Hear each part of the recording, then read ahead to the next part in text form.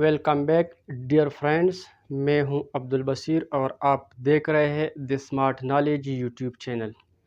Dear friends, آج ایک بار پھر ایک اہم ٹاپک کے ساتھ حاضر ہے۔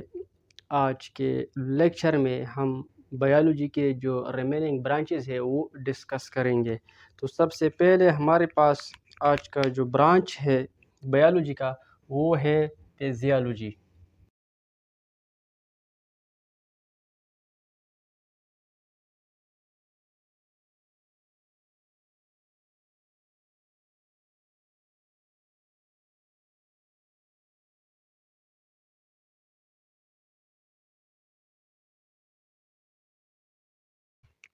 تو ڈیئر فرینڈس، یہ ہمارے پاس ہے فزیالوجی۔ تو سب سے پہلے فزیالوجی کا میننگ دیکھتے ہیں۔ اگر فزیالوجی ورڈ کو دیکھا جائے تو physiology it is a combination of two Greek words. First one is physis and the second one is logos. So physis means nature and logos means to study. So اس کا کیا مطلب ہوا؟ Physiology میں ہم کسی بھی لیونگ تھنگس کا nature دیکھتے ہیں، مطلب ان کسی بھی لیونگ تھنگس میں جتنے پارٹس ہوتے ہیں، جتنے آرگنز ہوتے ہیں، ان کا ہم نیچر اسٹڈی کرتے ہیں۔ کس طرح؟ ڈیفینیشن میں مزید ایکسپلین کر دیتے ہیں۔ The branch of biology in which we study about the functions of cells, tissues اور organs of living organism is called physiology. So physiology میں ہم لیونگ آرگینزمس کے جو آرگنز ہوتے ہیں، جو پارٹس ہوتے ہیں، جو سیلز ہوتے ہیں، جو ٹیشوز ہوتے ہیں، ان کا ہم فنکشنز اسٹڈی کرتے ہیں۔ کس برانچ میں؟ فزیالوجی میں ہم اس کا اسٹڈی کرتے ہیں۔ سمپل ہے، اس میں کوئی لاجک والی بات نہیں ہے۔ جسٹ لیونگ تھنگس کے جو آرگنز ہوتے ہیں، ان آرگنز کا ہم جسٹ ان کا فنکشنز اسٹڈی کرتے ہیں فزیالوجی میں۔ کس طرح؟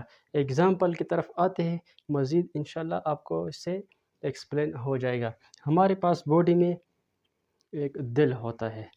سو ہر لیونگ آرگینزم میں دل موجود ہوتا ہے، ٹھیک ہے؟ اس کو ہم ہارٹ موجود ہوتا ہے۔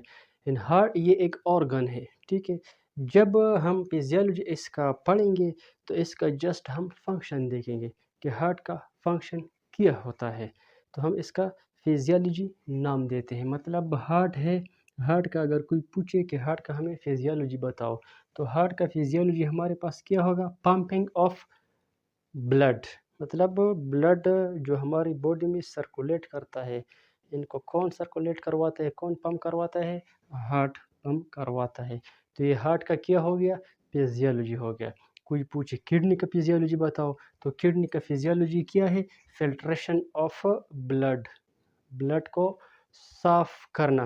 یہ کون کرتا ہے؟ یہ کڈنی کرتا ہے، تو یہ اس کا فزیالوجی ہو گیا۔ اگر کوئی پوچھے لنگس کا فزیالوجی کیا ہوگا تو لنگس بھی بہت سے کام کرتے ہیں۔ جو مین کام ہے یہ ریسپیریشن کرواتا ہے، ٹھیک ہے؟ بریتنگ ہو گیا، جو ہم سانس لیتے ہیں، اور ساتھ ساتھ گیسز ایکسچینج بھی یہ لنگس کرواتے ہیں، تو یہ اس کا فزیالوجی ہو گیا۔ اینڈ سٹمک کیا کرتا ہے؟ تو سٹمک جو ہے یہ ڈائجیشن پروسیس کرواتا ہے، اور ساتھ ساتھ اسٹور فوڈ ٹیمپرری، مطلب یہ ہمارے پاس جب ہم کھانا کھاتے ہیں تو یہ اس کو ہضم کرواتا ہے، اور کچھ دیر کے لیے سٹمک یا جو ہم جس کو ہم معدہ کہتے ہیں، یہ کچھ وقت کے لیے اسے اسٹور کرواتا ہے۔ تو یہ سٹمک کا کام ہو گیا، فزیالوجی ہو گیا۔ اور ساتھ ساتھ eyes to see something, مطلب کچھ دیکھتے ہیں جب ہم، تو یہ کس وجہ سے ہوگا؟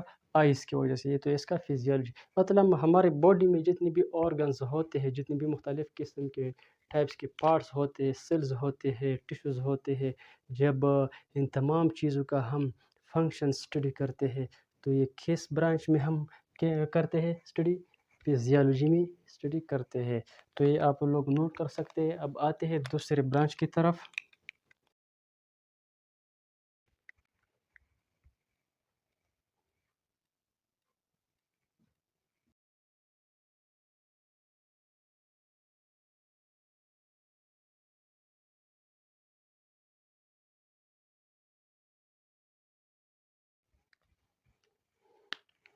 تو ڈیئر فرینڈس، یہ ہمارے پاس سیل بایولوجی آلسو کال سائٹالوجی۔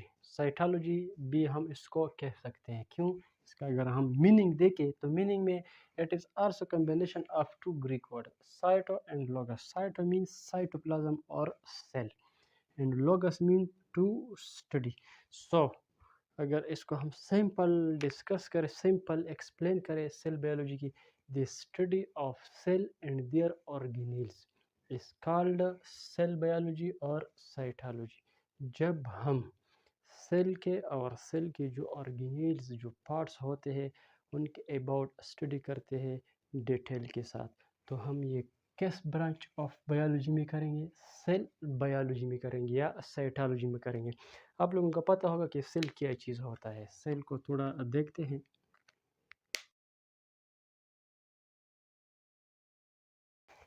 तो सेल सेल हमारे पास it is the structural and functional unit of all living things. इसका क्या मतलब हो गया? जितने भी दुनिया में हमारे पास लिविंग थिंग्स होते हैं ये सब के सब सेल से मिलकर बने हुए होते हैं। इन तमाम लिविंग थिंग्स का जो स्ट्रक्चरल होता है, जो बनावट, जो साहत होती है, ये किस की वजह से होती है? सेल्स की वजह से होती है। मसलन इंसान का जो बनावट है, जो शक्ल सूरत है, it is because of cell, cell की वजह से है। मतलब प्लांट्स का जो बनावट है ये सेल की वजह से है। और इंसान या जितने भी लिविंग थिंग्स होते हैं जिसमें मुख्तलिफ़ किस्म के फंक्शंस परफॉर्म होते हैं, तो ये किस वजह से होती है? ये सेल की वजह से होती है। जब सेल के अबाउट हम स्टडी करते हैं तो किस ब्रांच में करेंगे? सेल बायोलॉजी में करेंगे। और सेल में जो ऑर्गेनेल्स होती है, जो सेल के पार्ट्स होते हैं, जिस चीज़ से सेल मिलकर बना हुआ होता है उसको हम ऑर्गेनेल्स कहते हैं। और उस ऑर्गेनेल्स का अपना एक स्पेसिफिक फंक्शन होता है। ठीक है, अगर ये हमारे पास सेल है, इसका डायग्राम थोड़ा सा यहाँ पर हम लिखते हैं।